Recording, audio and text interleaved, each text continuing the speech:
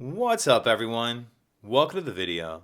Today we're going to take a look at how to replace the battery in this Chevrolet Tracker remote key fob.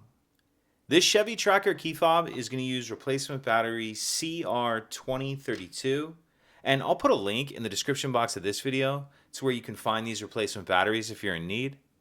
The other thing I'm going to be using to change this key fob battery is a quarter. We'll use this to get the key fob case open. So if we grab our fob and we take a look down here near the key ring, off to the one side we see there's this notch right here. What I'm going to do is take my quarter and stick it in that notch. That notch is the perfect size for a quarter to fit in. So make sure your quarter is pushed all the way in there, and then I'm just going to twist like that. And as I do that, you can see it opens the case. Pull the two halves apart, and in the back half we see our battery right here. I'll just get a finger on this battery and get it out of that holder. Like that.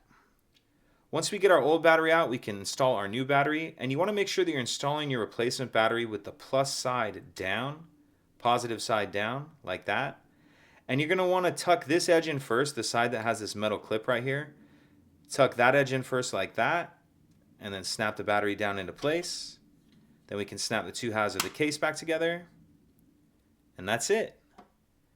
If you could take a second to like and subscribe, it helps us out, and I'd appreciate it. Thank you.